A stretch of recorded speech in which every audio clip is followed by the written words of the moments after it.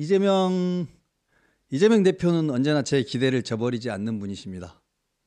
위헌법률 심판 제청 할 것처럼 변호인단이 의견서를 재판부에 제출했었는데 6-2 재판부에 제출을 했었는데 이재명은 저는 딴 생각은 없고 그 변호인단의 뜻을 결정을 존중할 것이다, 따를 것이다라고 말을 했었는데 오늘 제청 신청을 했습니다. 재판부가 빨리 의사를 밝히라고 한 적도 있었는데 그래서 결국 위헌법률 심판 제청 신청을 했습니다. 뭐가 위헌법률이라고 제청을 했느냐? 공직선거법상 허위사실 공표죄가 헌법에 반한다는 겁니다. 진짜 낯짝 두껍습니다. 진짜 낯짝 두껍습니다. 아니 이게 헌법에 반한다고 위헌법률 심판 제청 신청을 할 거면 1심만 2년 2개월을 끌었기 때문에 그때부터 이게 위헌법률이라고 생각했으면 공직선거법상의 허위사실 공표죄가 문제적이라고 생각했으면 2년 2개월 동안 그때 왜 위헌법률 심판 제청하지 않았습니까? 그때 했어야죠. 정말 낯짝 두껍습니다. 또 하나, 위헌법률 심판 제청이 이게 그 공직선거법상의 허위사실 공표죄에 대한 위헌법률 심판 제청이 숱하게 이루어져 왔습니다. 몇 년 전에도 있었고요. 계속 다 기각이 됩니다. 기각이 된다고요. 기각이 되고요. 사실 이거 제가 보기에는 위헌법률 심판 제청해서 시간을 잠깐 끄는 거 그것만 목표는 아닌 것 같습니다. 이게 이제 그 다음 수순을 염두에 두고 있는 거라고 생각합니다. 위헌법률 심판 제청을 신청을 했잖아요. 그렇게 했을 때 재판부가 2월 5일 내일이죠.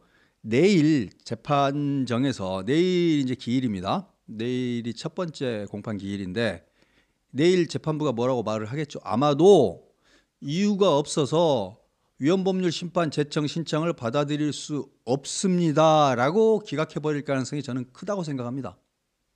이게 정상적입니다. 아니 모든 공직선거법상의 허위사실 공표죄로 재판받고 있는 사람들이 전부 다 거기 위헌법률 심판 제청을 하면 어떻게 되겠습니까? 모든 것들을 다 받아줘야 됩니까? 바로 같은 취지의 헌법재판소에서의 판단이 계속 반복해서 나오고 있는데 문제없다. 허위사실 공표죄 문제없다. 그게 의율해서 처벌하는 거 문제없다라고 계속 헌법재판소가 결론을 내려줬는데 모든 허위사실 공표죄로 재판받고 있는 사람들이 그거 전부 다 위헌법률 심판 제청하면 어떡하겠습니까? 안 되는 거잖아요. 말도 안 되죠. 그래서 기각을 할 가능성이 큽니다. 자, 그러면 그 다음에는 뭘 하려고 하느냐? 기각을 하게 됐을 경우에 제가 보기에는 이재명 대표 측이 노리는 건 그거라고 생각합니다. 기각하기를 기다릴 겁니다. 기각을 해버리게 되면 그 다음에는 재판부 기피 신청을 할 수 있습니다. 제 유죄에 대한 예단을 강하게 갖고 있다는 심증이 든다. 아니 내 위헌법률 심판 제청을 했건만 제청 신청을 했건만 그것도 안 받아주던 거 보니까 제가 유죄라는 거에 대한 강한 예단을 가지고 있어서 저한테 불리한 판결을 내릴 것 같다. 그러니 저 재판부 밑에서는 나는 재판 못 받겠다. 재판부 기피 신청을 할 가능성이 있습니다. 그렇게 되면 어떻게 되냐면요. 재판부 기피 신청이 받아줘야 되는지 안 받아줘야 되는지에 대해서 또 판단을 해야 됩니다. 이것도 물론 기각해버릴 수도 있는데 이것도 다른 재판부로 보내가지고 1심, 2심, 3심까지 가야 될 수도 있습니다. 재판부 기피 신청을 받아주느냐 안 받아주느냐에 대해서. 제가 보기에는 이걸 노린다고 생각합니다.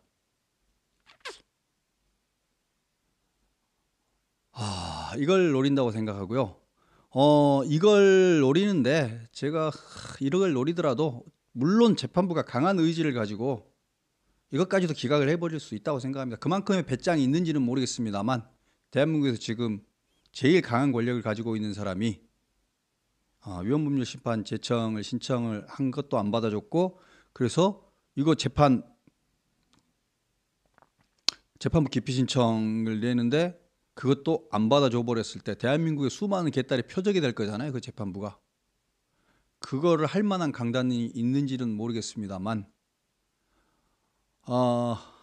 아무튼 재판부를 시험에 들게 합니다. 매우 고통스럽게 만들고 있습니다. 재판부는 2월 26일까지 해가지고 심리를 모두 끝내겠다고 이미 말을 해버렸는데 이재명 대표는 재판부를 시험에 들게 하고 있습니다. 이재명 대표 정말 기록적인 사람입니다. 정말 후한무치한 사람입니다. 아까 제가 낯짝이라는 표현을 썼는데 정말 낯짝이 두껍습니다. 철면피입니다. 철면피. 자, 근데 그 재판부를 을러대는 것도 재판이 끝나기 전까지인 거고요. 재판이 막상 끝나고 나면 뭐 그럴 리도 없겠습니다만 한 가지 이재명 대표가 여기서 염두에 두지 않은 게 있습니다. 염두에 두지 못했겠죠. 변호사와 이재명은 염두에 두지 못한 게 뭐냐면 여론의 법정입니다. 여론의 법정. 자, 여론이 이재명 대표를 곱게 봐주겠습니까? 여론이 이재명 대표를 곱게 봐주겠습니까? 야, 허위사실 공표죄가 헌법에 위배된다고 또 위헌법률 심판 제청을 했단다라고 여론의 국민들이 딱 봤을 때 야, 저거 진짜 너무한데? 할 거 아닙니까? 그거 안 받아줬다고 재판부 기피 신청한다 그러면 저거 진짜 해도 너무하네라고 한번 또 갈 겁니다. 그러면 여론 더 나빠집니다. 이재명 대표. 그래도 막무가내인 거죠. 이재명 대표는 지금 여론을 보는 게 아니라 이재명 대표는 시간, 본인이 대통령 탄핵 심판보다 무조건 재판 결과가 늦게 나와야 된다 혹은 안 나와야 된다. 이거 하나만을 지금 목표로 가고 있는 겁니다. 여기에 무슨 가치가 있습니까? 여기에 무슨 정정당당함이 있습니까? 정치인이 갖춰야 될 덕목, 용기, 당당함, 진심, 성실, 신의 이런 것들 볼 수 있습니까? 지금 이재명 대표로부터 그런 냄새, 그런 향기가 납니까? 정말 부끄러운 동물 이름을 말할 뻔했습니다. 정말 부끄러운 한 명의 불쌍한 중생 아닙니까? 살아남기 위해서 온 힘을 다하는 비루한 중생 하나, 추악한 중생 하나를 보고 있습니다. 그렇지 않나요? 국민들이 볼 때 그러면 이재명은 생존투쟁을 하는 거니까 괜찮아 그럴까요?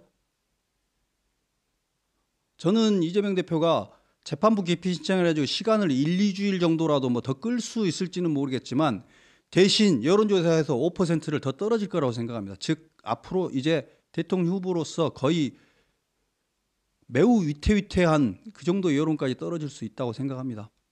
그럼에도 불구하고 아무튼 이재명 대표는 저질렀습니다. 예측을 거스르는 법이 없죠.